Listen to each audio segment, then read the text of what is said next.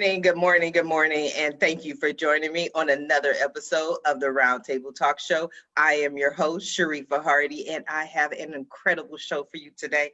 I'm excited about every show. I don't know about you, but I look forward to the Roundtable Talk Show, not only because I'm the host, but I get to meet 5 new friends every morning. Where else can you do that? And that's what I do here. I get to learn about different businesses, different journeys, different stories, and I can take that information and share it with my network. So I'm going to ask you to do what I always ask you to do each and every morning, Monday through Friday, and that is to go out and be an evangelist for the Roundtable Talk Show. There's someone, some business owner, some entrepreneur, maybe they're an employee, I don't know, but maybe they want to start on their entrepreneurial journey or start their own business, and they can benefit from this information, and they won't know about it unless you share it with them. And like I always say, friends don't let friends miss out on the Roundtable Talk Show. So while you're going ahead and introducing the Roundtable Talk Show to your friends, I'm going to introduce you to one of my friends, Miss Allison Allman. You've seen her on the Roundtable Talk Show many times, but this is her first appearance in the new year. Allison Allman is known as the organization maven. She helps busy, disorganized people in Southern California by organizing their homes, offices, and lives. She has been organizing for 20 years. Her method of dealing with root causes and purging excess items has transformed her clients' lives. She keeps up with the organizing trends and adapts her business to further help her clients. The organization Maven was featured on a Los Angeles television show called Destination LA. It aired on CBS 2 and KCAL 9 and can be viewed on Amazon Prime Video. Good morning, Allison. How are you? Good morning, Sharifa. It's like Monday, but on Tuesday. I know it's February already and I haven't seen you. I know you've been busy. I've been busy. It's been a great 2021 so far. Okay, but fill me in. What have you been up to?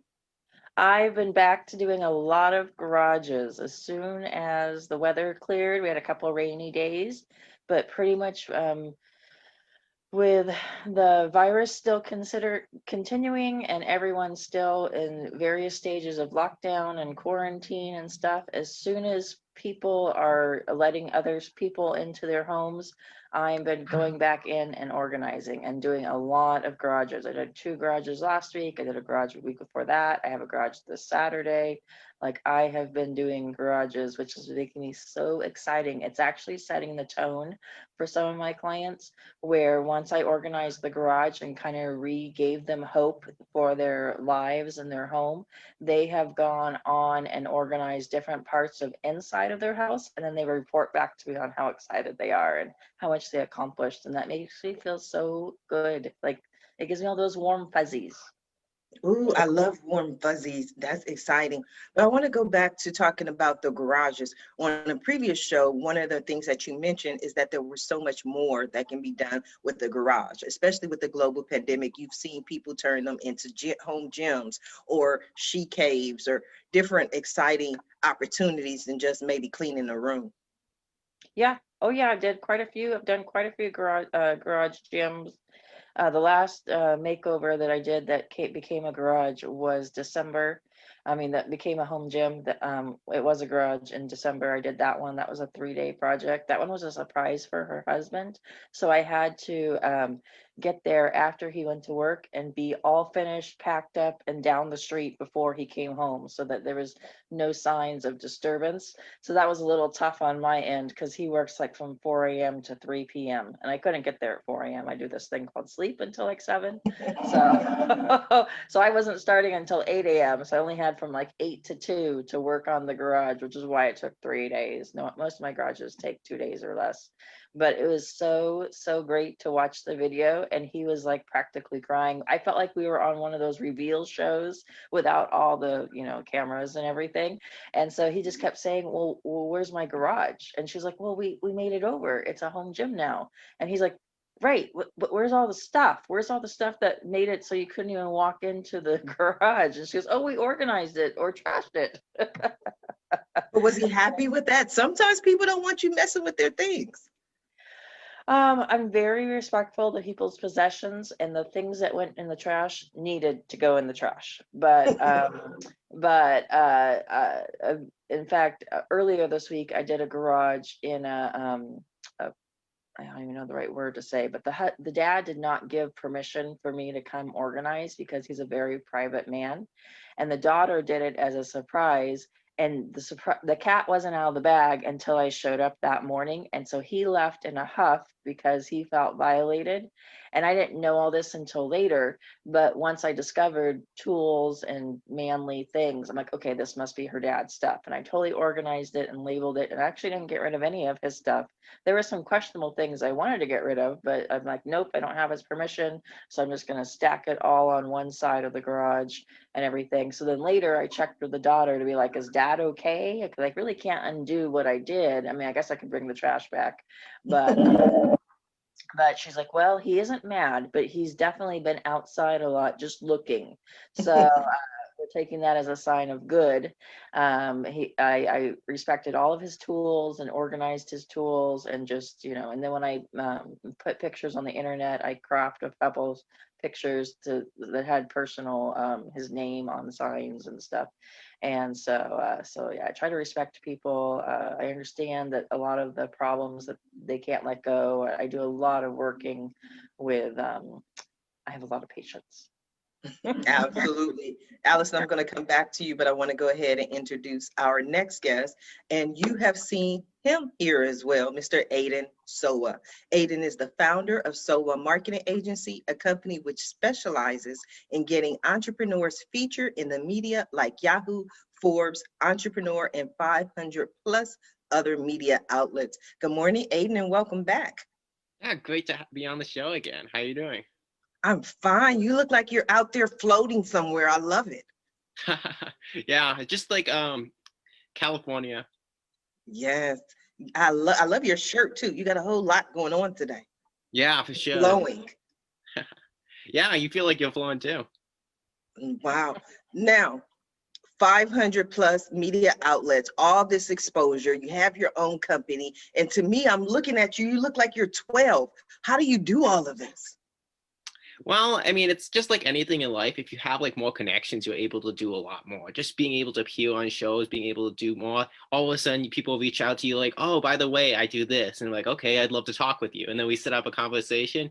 And then they introduce me to a friend of theirs. It's all about getting like those first connections. So it takes a long time, especially the first. I feel like in a business, especially reaching like that first like 5,000 a month, 10,000 a month, etc., is like one of the most difficult things. And once you reach that point, then like, oh, now I can scale to 20,000 so much easier than like it took to get to 5,000. So the same thing when it comes to like my connections and stuff. So basically, you made a few friends, you appeared on the Roundtable Talk Show, and then your world just took off. Well, not quite, but I mean, the Roundtable Talk has definitely been great. That was a shameless plug in there. Sowa Marketing. Why marketing, Aiden? Why marketing? Well, I mean, I was always, when I was younger, I was just looking at like a lot of different businesses, and there was some businesses which I love. I love like I do Taekwondo, for example, and I'm like a black belt in that, and I loved the other place which I went to, but it was struggling because they didn't have like any sort of like online presence. And I always thought to myself, like, how can I help businesses like that? And eventually marketing was like my way of helping out, just helping some of these like local businesses, which really just were kind of falling apart in the internet age. How do you get them into media opportunities? I just have like I know how to be able to take someone's story, because everyone has like their own unique story, and be able to pitch it to the media. Not everyone knows how to do that. So that's what I really do. And I have like a ton of different connections at places like Forbes, Inc. You could pretty much name it, even various TV outlets. That's one thing that's really changed since the last time we talked, because now I have a lot more connections, a lot of TV outlets like Fox Business, Bloomberg, etc.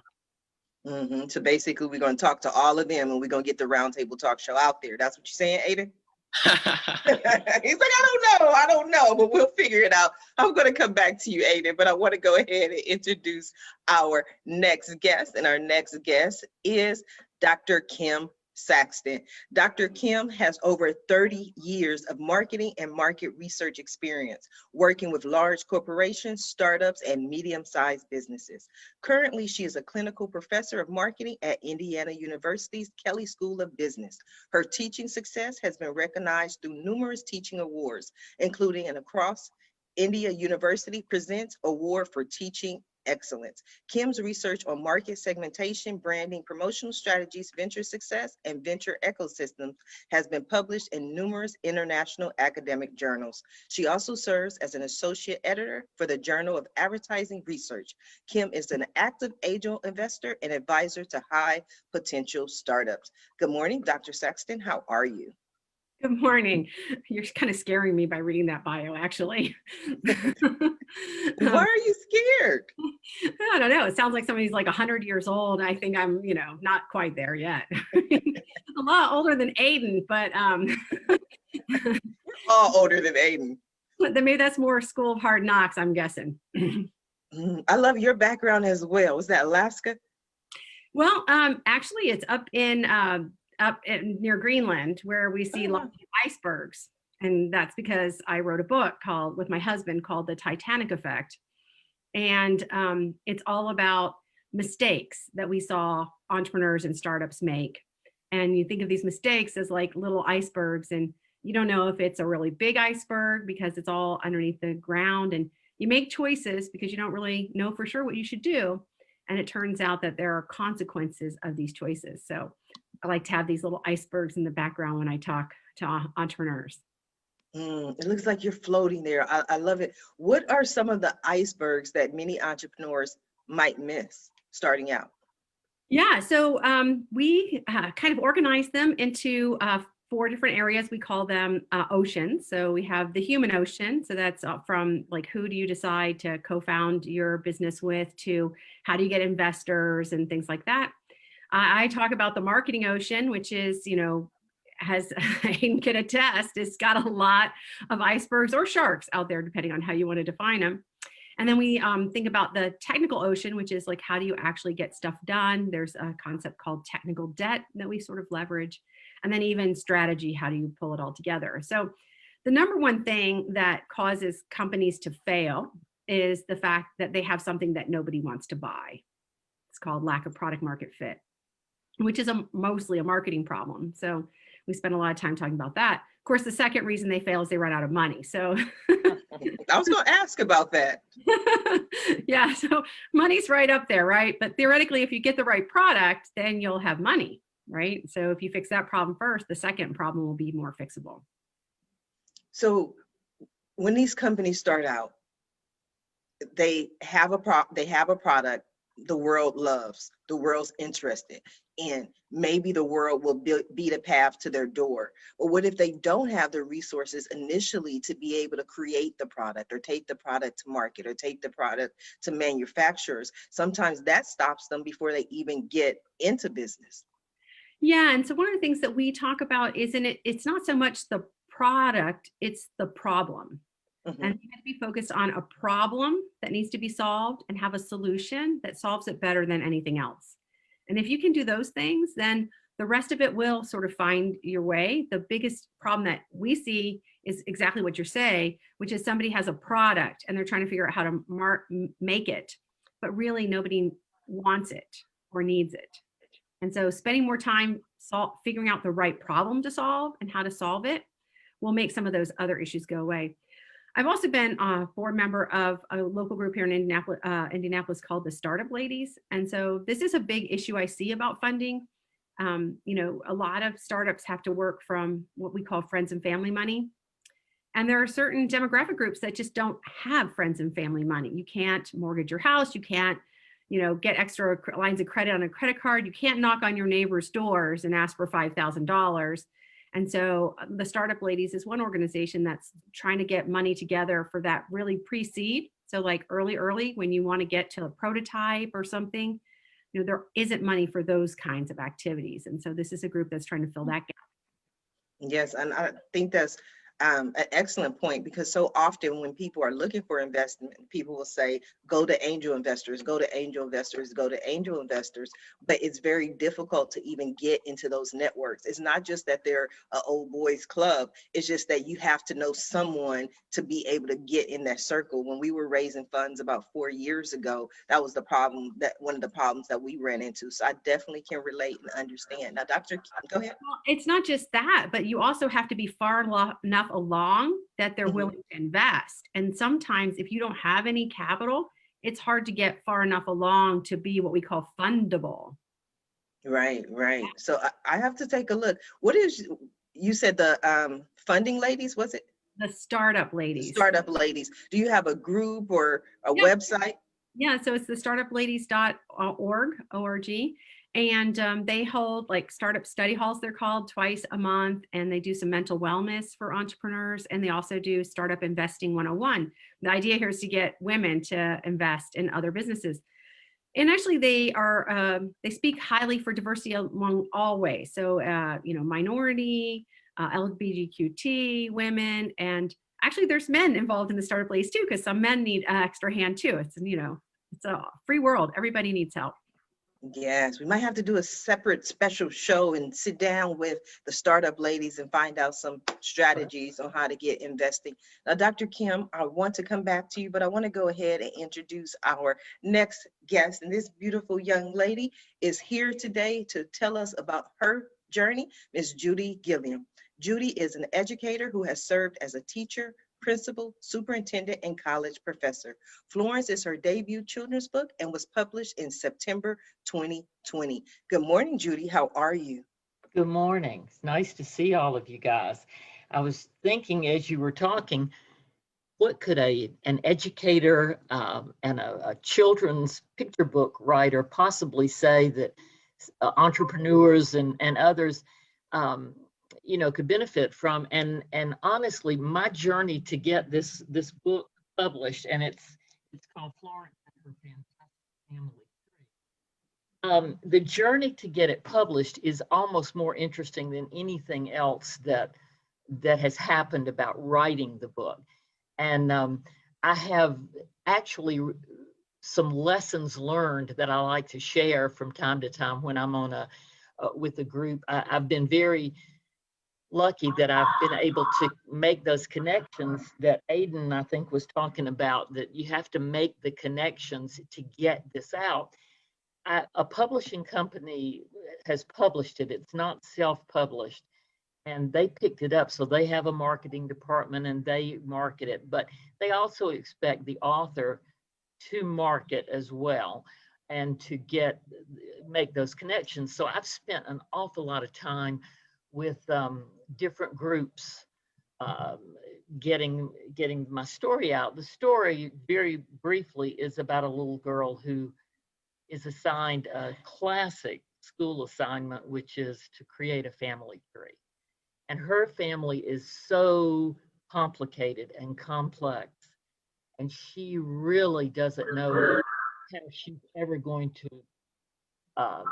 present this to her classroom, because it has so many leaves and branches and roots and nuts and berries. So that's what the story is about. And it came from my own grandchild's asking me questions about just how she fit into her very complex family.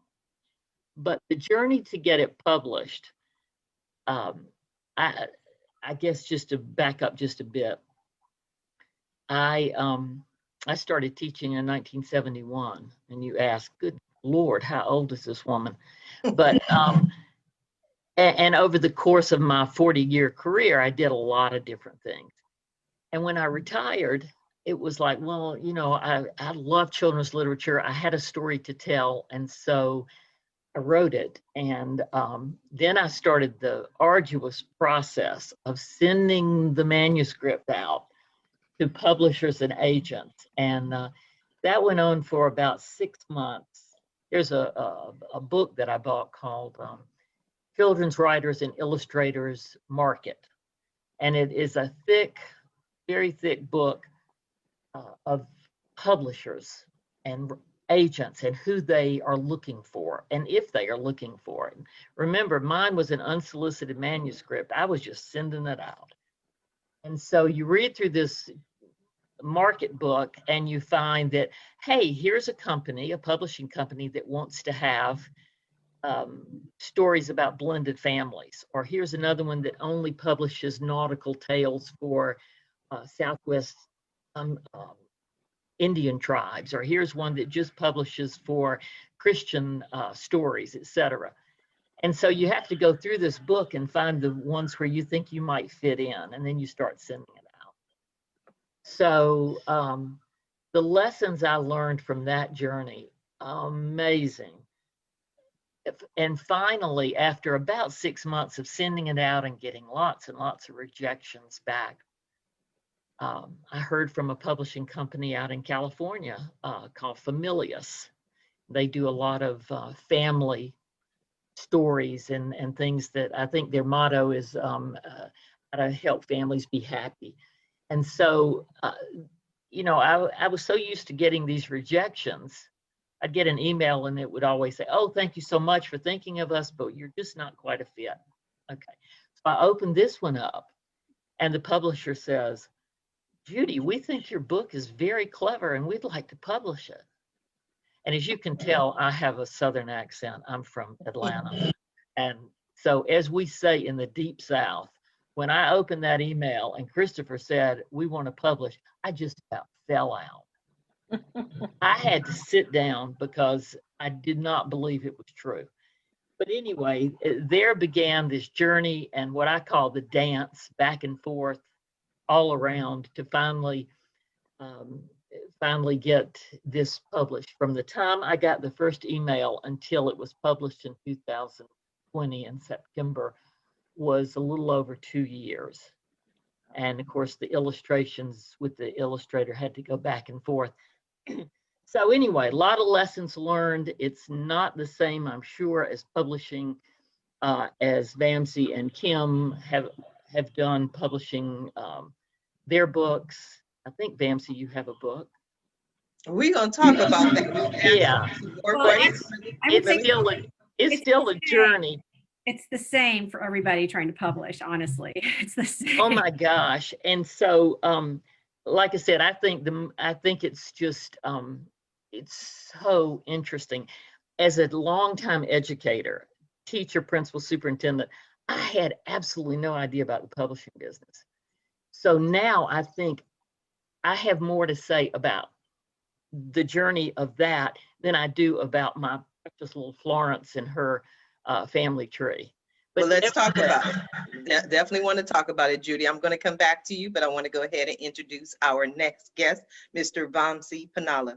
Vamsi is a renowned virtual summit coach, podcaster, marketer, and entrepreneur. He is the founder of Impact Marketing Summit and the host of the Authority Entrepreneurs podcast, where he helps entrepreneurs rise out of obscurity and stand out in a crowded world. After spending over 13 years as a sales and marketing expert in the corporate world, he had a disconnect with a new role that he accepted and called it quits. After that short stint, instead of looking for another role, Vamsi took the plunge and became an entrepreneur. Good morning, Vamsi. How are you? Thank you so much, Sharifa. I'm doing good. How are you? I am excellent, excited to have you here. Tell us about that journey. You called it quits. You're not doing this anymore. You're not going to be an employee. You're going out on your own. What happened, Vamsi? No, it was a tough decision. And as I mentioned, as you just read it out, I had a short disconnect with my last stint, which only lasted for like 5 months. So I had two options, whether I could go for another role or I could take the plunge and become an entrepreneur, because that's been on top of my head for almost 2.5 years. But I really didn't have the opportunities to go and explore, because I was really happy with what was offered in terms of the job, the kind of people that I was working in the corporate world.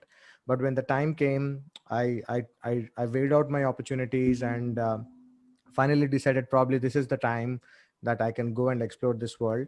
But the journey was tough. I didn't really get the kind of start that I was looking for, simply because as someone who had no coach, no one to show you the direction, I didn't even know what my niche was and who I was serving. So for someone like that, it's very tough to really get into a specific space where you could exactly know what you're doing and where you're headed. So that really lasted for almost 14 months. I was jumping ships every 2 months, trying to chase a different shiny object for a few months, and then I would move on to another one.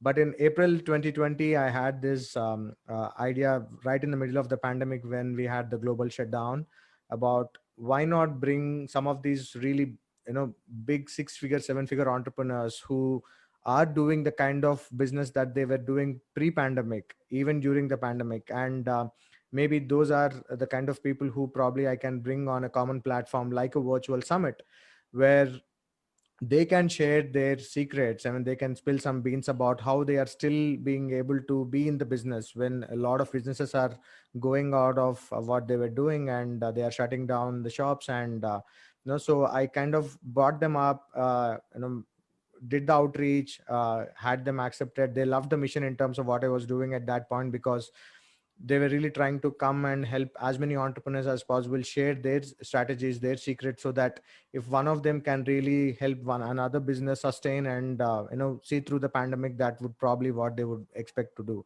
So I did that virtual summit, but that was again through a lot of challenges, because I'm in India, and for someone to do all of that stuff from India was really challenging. Every day I wake up to a new challenge, and I had to figure out a solution to what I should be doing with that. So uh, generally a virtual summit should not take more than 60 to 90 days. But I had about 35 speakers on my summit, where I was expecting to only interview about 10 to 15 people. And then it probably took what, about 4.5, 5 months, because I mean, as I said, every single day there is a roadblock that I had to kind of clear up. So, but at the end of it, the product was really good. I had a super reception for the summit, and some of the biggest names, at least in the community that I am a part of, have taken time and shared value. And a lot of people consumed content on that summit, went back, implemented that in their business, and really thanked me for the kind of thing that I did, especially during the during the pandemic. So that kind of led to a thought process in terms of how I can continue my journey of trying to get these successful entrepreneurs share their value, share the strategies that are really working for them. And people can take a feather off their cap and go back and implement that in their business. That is when I thought of Authority Entrepreneurs podcast. So the idea was that when I did the summit, and I had this little time of retrospection in terms of what went wrong before I did the summit versus what happened after the summit, because everyone started talking about how I really did the summit in the scale that I did. And I kind of started helping other entrepreneurs launch their virtual summits as well. So when I did that retrospection, one of the things that was very clear to me was that even with someone who is an expert in what they are doing, because that's what really brings you into the world of entrepreneurship, they are still trying to see through every single month. That hustle is still on. They have to see through every month to get that money on the table, feed their family, pay salaries to their team if they have one. So that is still not really helping them, because even as an expert, you are still getting into that hustle every single month, versus someone who has the same skill, but he's an authority in the niche that he represents, can really move mountains. They with the moving of the needle is easy for them compared to an expert who is hustling every month. So that was something which was really a brain a brain blowing moment for me at that point. So what I really thought was, if I can bring people who are successful entrepreneurs on a podcast, a show that I wanted to do, where they can talk about how they had that transition from an expert to an authority in terms of what they were doing when they started out, how they started out as an expert. They didn't had the start like I had, and this slowly started that transition, moved from that phase of just hustling every single month to be able to impact more lives, impact the kind I of people who understand. wanted to do that. There's a lot. I applaud you, everything that you're doing. I definitely applaud you. Very interesting, especially your podcast. I just launched my own Potterly podcast directory. I love to add your podcast to that as well. So check that out. But I wanted to go over to Dr. Kim real quick. We're talking about entrepreneurship, and then Judy brought in being an educator. What are you seeing with entrepreneurs over the last, I would say, year or so, as far as the direction that they're going in? Wow, there's a lot of entrepreneurs and there's lots of directions, right? So the pandemic has been a time of unprecedented change, at least in my existence. And we've seen like the whole gamut where some people have really had to dial back and almost shut down because of the way of things that we can do today, where it's really been freeing for some companies as well. So for example, the startup ladies used to be all live in person and they went to virtual. And so now there are startup ladies in something like 20 states instead of just Indianapolis. I had invested in a company that did video apartment tours, and their growth was 1,500% through the first half of the year. Wow. Nobody's going into apartments now to look around, right? We're still making changes only Right. virtually. So some of that, one of the things that we talk about in business is this idea of crossing the chasm moments. Like there's like telehealth has been here for a while, but was really, really poorly used.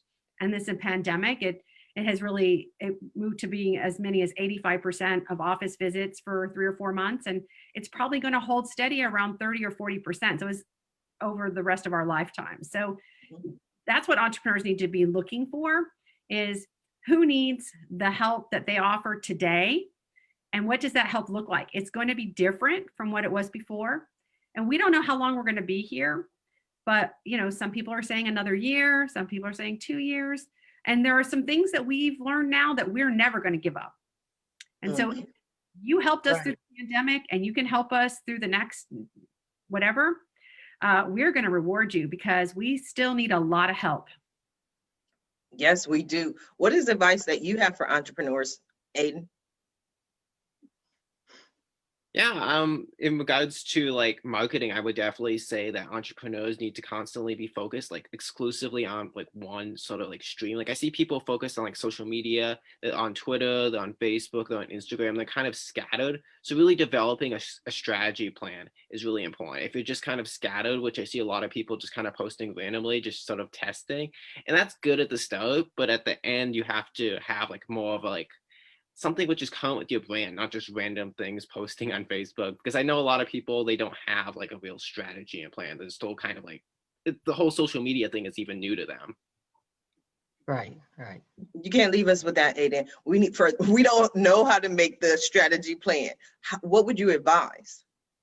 Yeah, I would definitely advise, like, it depends on the platform actually. Like some platforms, for example, like Twitter, I would say videos were kind of shifting because like in the past people like images worked best, but now we're kind of shifting more towards like videos. So being able to develop videos, edit videos, you might need to hire someone for videos, but being able to post consistent content every single day, especially like, for example, YouTube, it's more of like a long form type of content. Twitter, a little bit shorter and stuff. So you just have to be able to know like your audience, like what are they looking for exactly? And you can look up hashtags to see what your competitors are posting and kind of create your own unique twist on like what went viral. That's what I would say. So one of the things I advocate for is a content calendar. Like, Yep, that's what I was thinking. A calendar, like print it off and write, what are you going to do every day and where are you doing it? And there's tools like Hootsuite and Buffer and others that you can actually sit down and do your whole week's social media at once on Sunday night. One thing I wanted to say in terms of the publishing world, I've found this out. 2 years ago, or maybe all of us used to go into bookstores and we would just browse. I know myself, I would go in and I'd look up and it'd be an hour and I had been standing in the aisle reading a book or looking around. And what's changed with the pandemic for publishers is that there's no more of that discoverability.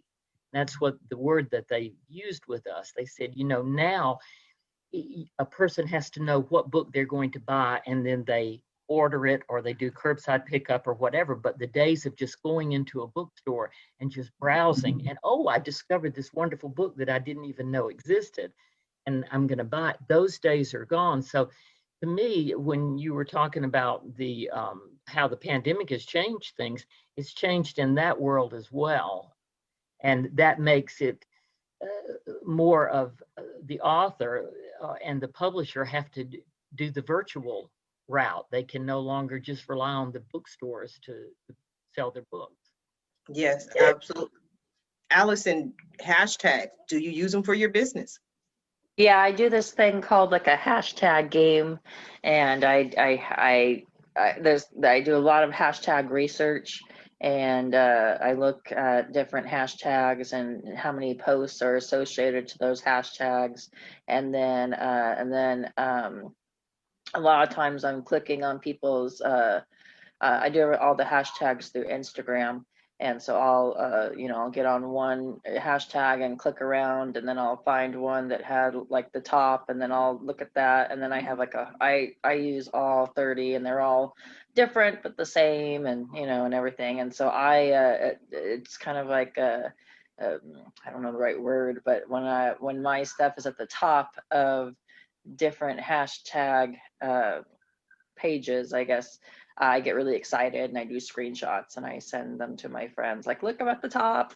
Look, my reel is at the top. This. There's quite a few hashtags I'm always trying to climb to the top so that Instagram will show my posts to non-followers.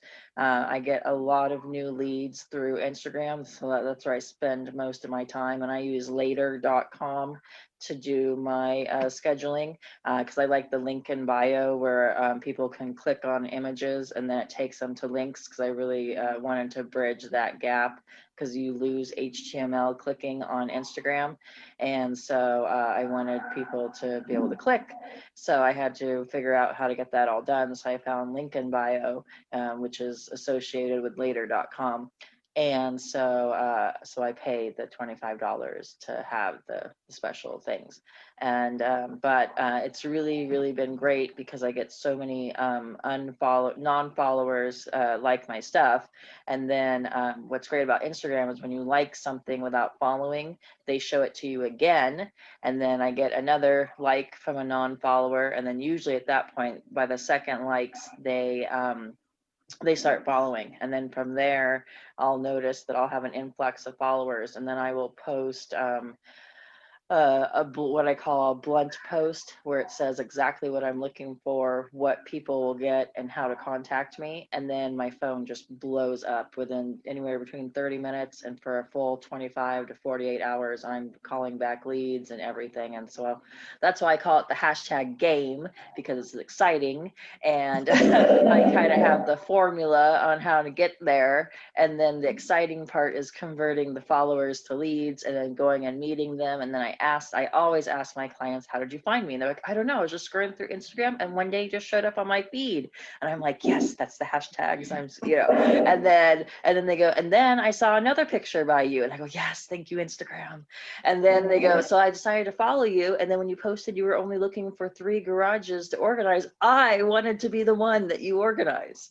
And so then I go, yes, thank you, marketing. Yeah. Vamsi, you're over there smiling and nodding. What are your thoughts? Can I ask a No, quick I think, question? Which is, Absolutely. how Go ahead, much- Dr. King. How much time are you spending on Instagram to do that on a given day or week?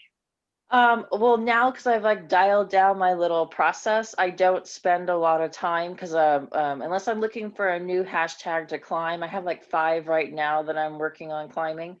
But initially, when I found out about this in April of last year, I went to a branding summit and they told us this secret. And it was a branding summit for realtors, and I'm not a realtor, but I figured most of their content would be adaptable to any business. So there was some, so they were encouraging certain hashtags to use always because you're a realtor. And I'm like, well, I can't use that because then realtors will get mad that I'm using their hashtag improperly.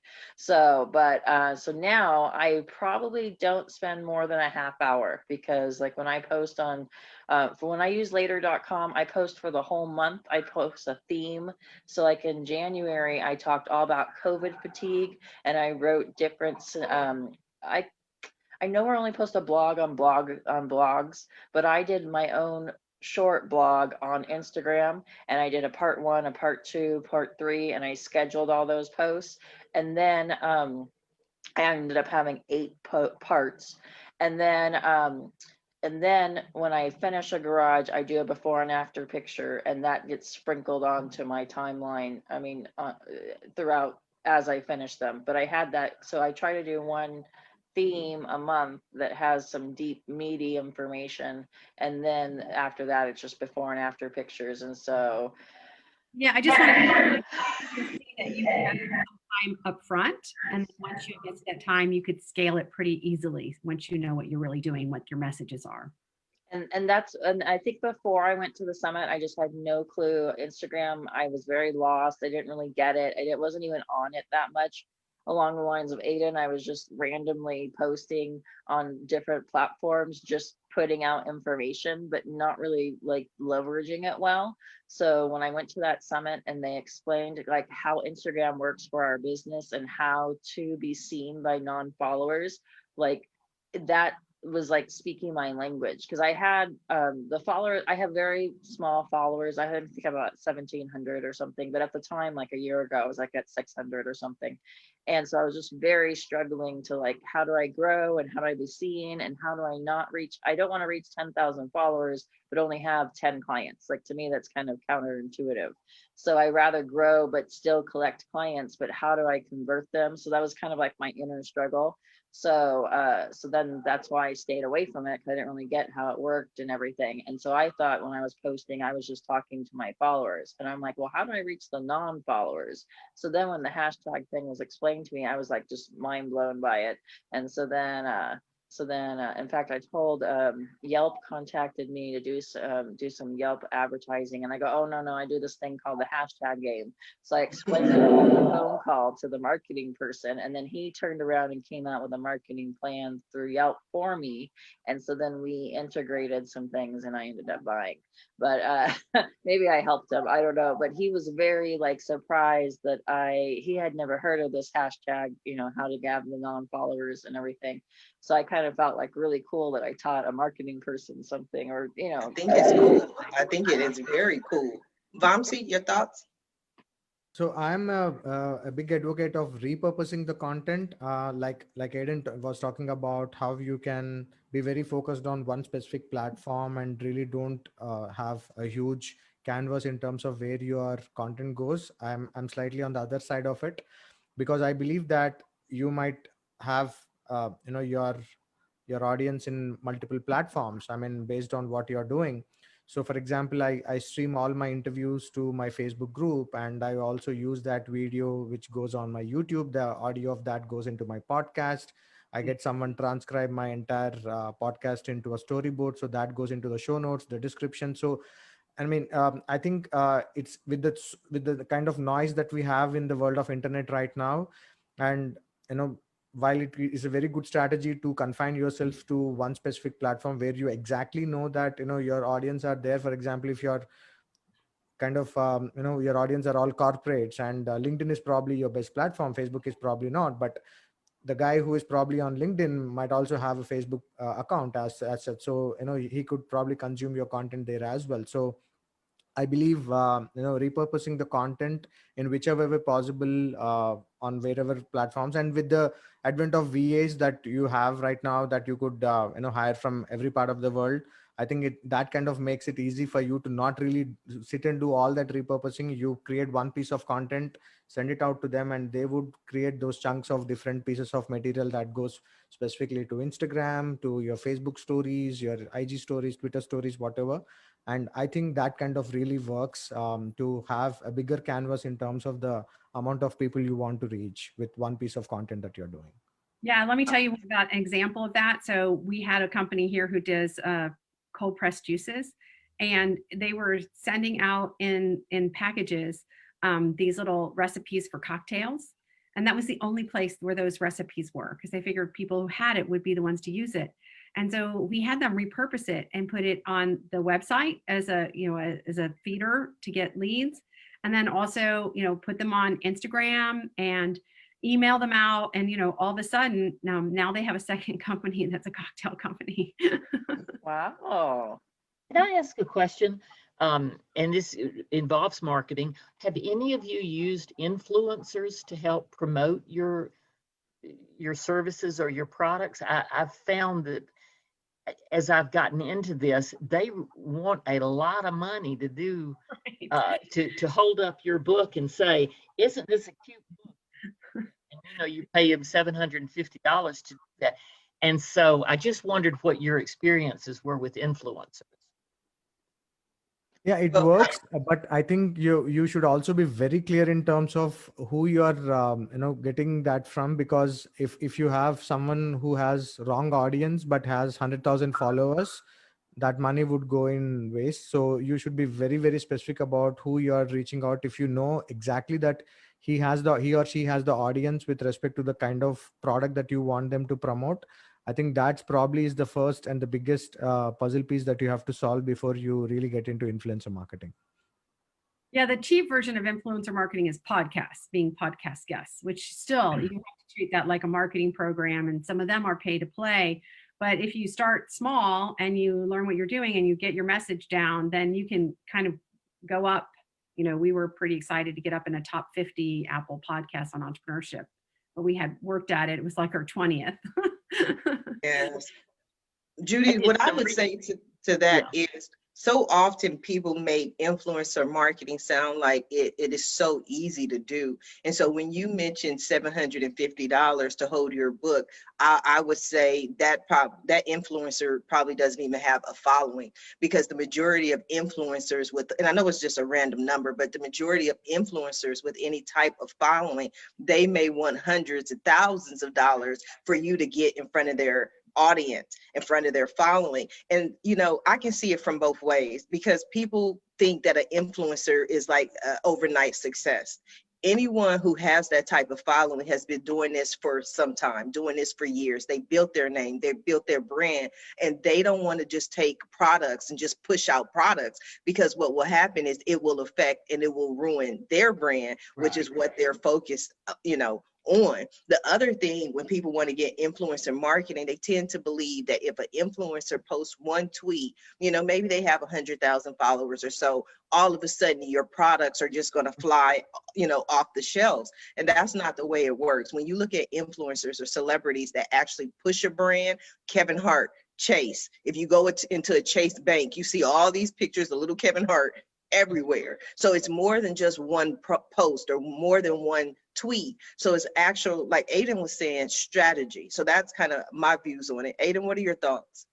Yeah, it's funny that you mentioned Kevin Hart. We actually walk with him and a few other influencers to do certain shout outs. So that's actually one of the things we do to we get industry specific influencers for our clients to be able to get them really good deals, because we really have connections with these different influencers. So it's definitely a really effective strategy if it's targeted.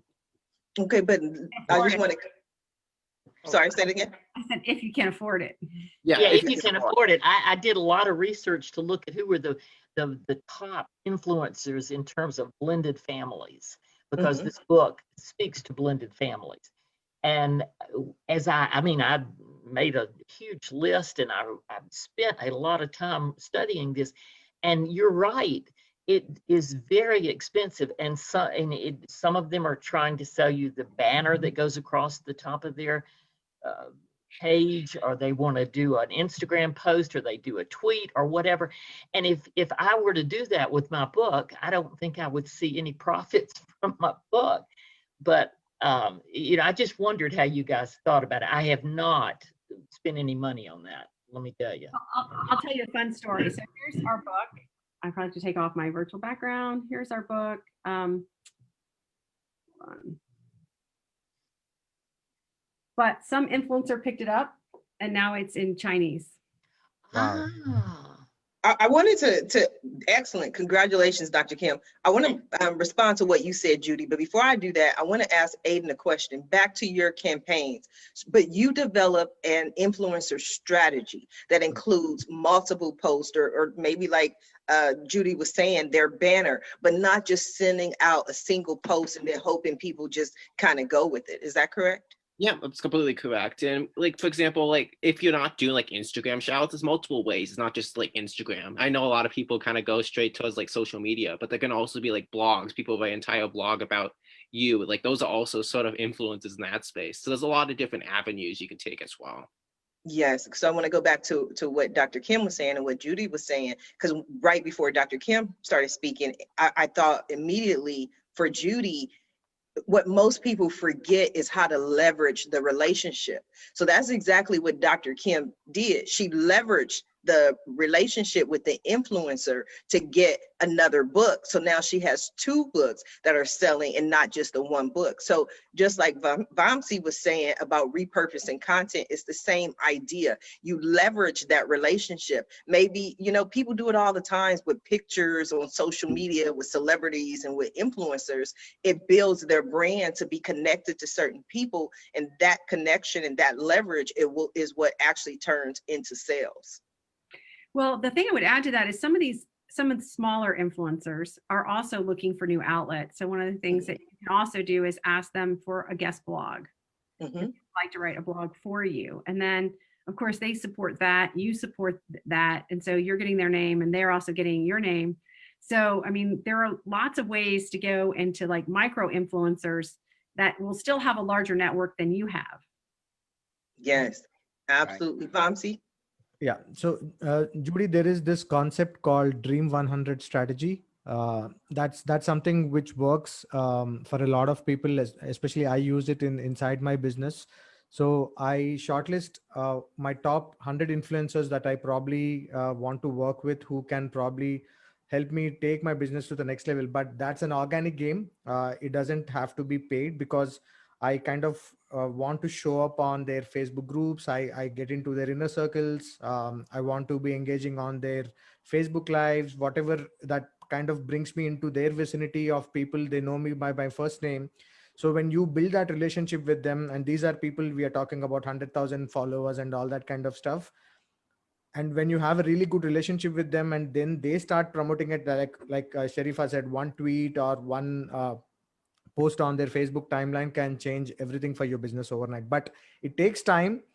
If you don't want to go in the paid route, I mean, this is probably the one of the best organic routes that you could take, especially trying to leverage the influencer marketing as it is. Absolutely. Now we are coming down to the last few minutes of the show. I have enjoyed this show immensely. But what I love to do at the end of every show is just simply allow my guests the opportunity to speak directly to the audience, to everyone who is watching this show live, as well as everyone who is watching it in the archives, and let them know what you want them to take away from your appearance here today. And we're going to start with you, Aiden. Yeah, so I would definitely say that you should be focusing on like your marketing channels. A lot of people neglect them. So really getting focused on your like the particular channels you're posting on, be it on Facebook, Instagram, or even like posting on like some people don't even know. You can post on Google My Business as well. Just being able to get your message out there, your brand is like one of the most important things you should be focusing on at this time. If you don't have your brand out there, like back in 2019, this is like the opportunity to take advantage, like right now during the whole pandemic when everyone is online. Everyone is online. Absolutely. Dr. Kim. Yeah, so I think entrepreneurship is awesome. Take the plunge and go and do it. And then I suggest you check out our book, because what you don't want to do is say later, where were you when? Which is the most common thing that people say after they read our book. They're like, oh, that's what I was supposed to do. Yes. And if they want more information or to contact you, where can they do that? Sure. The book is at thetitaniceffect.com. It's also on every single bookseller, Amazon, etc. Or you can always reach out to me at the university, mksaxton@iu.edu. Thank you, Dr. Kim. Vamsi, what do you have for us?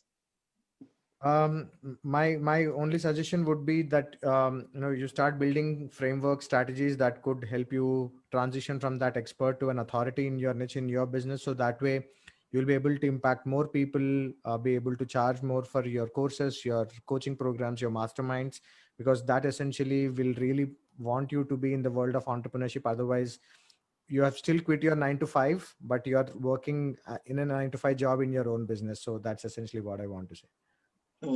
Powerful. Judy, what do you have for us? I'd say that you're never too old to start a new adventure, which is what I did. And I've learned a lot. And I would say I've learned a lot from you guys today because I'm sort of the odd duck here. But in terms of my journey, I would say be persistent, treat it like a job, which I have done, and accept rejection. Be very thick-skinned about that. And also, just as a shameless plug, Sharifa, I will hold my own book up and say that I've also developed materials that are free and downloadable for teachers, counselors, and parents from my book. So they could go to my website and get that. As far as for the teachers and educators, what are you seeing as far as resources that they need during this epidemic? Oh my gosh. Of course, they need curriculum and they need virtual field trips and they need ways to get the kids out of the living room or bedroom where they are stuck now for hours on end. They need ways to engage them physically and just I very much fear for what's going on right now in terms of what it's going to mean 10 years down the road when these 12-year-olds, especially these kids that are in junior high, middle school, and high school, what it's going to mean for them socially and emotionally. I really do fear for what's going on because they're stuck at home. I would definitely agree. Sorry, I have to say that downer, but it's the truth. No, it wasn't a downer. I think it's the truth, and it allows for an opportunity for people to get out the house, walk, take some, get some fresh air, and go back to the days of, when we used to play in the park. We used to play outside instead of sitting inside. So that is definitely something to remember. Thank you, Judy. Allison, what do you have for us? Oh, I just want to thank you for letting me come on the show again. It was so Always. much fun, and I love organizing in Southern California, and I do travel. I love traveling and organizing. It's so much fun, and people can find me all over the internet. I'm known as the organization Maven, and pretty much into any Google search or outlet, that's my username handle. And I think 2021 is going to be a continue molding and learning and adapting and rebirthing, and I think it's going to be great. What type of clients? Oh, I just want to help everyone. That's just my job. No judgment whatsoever. I'm really good at puzzles and Tetris and organizing, and other people are good at other things. Just organizing isn't one of them. So I just come over and help them. Yes, wonderful. This has been an excellent show. I want to thank you all for joining me on today's episode of the Roundtable Talk Show. And I especially want to thank everyone who tuned in to watch this show live, as well as everyone who is watching it in the archives. Just because you didn't catch the live show does not mean you're not important. You are so important to our guests and so important to me. But we ask that you go ahead and share the show, and not only share the show, but support our guests. Our guests are here this morning to help you, to provide you with tips, strategies, guidance, and resources to build your business and improve your life. So support them. Their website link is in the Facebook post. But I always say, don't just visit the website. Follow them on social media, reach out to them, connect with them, send them a message. And when you do, please let them know Sharifa Hardy says hi. Now, if you're interested in more ways that I can help your business, or maybe you want to be a guest on the Roundtable Talk Show, please visit my website at asksharifa.com. Until tomorrow morning at 8 a.m. Pacific, everyone have a safe and a blessed day. Bye now.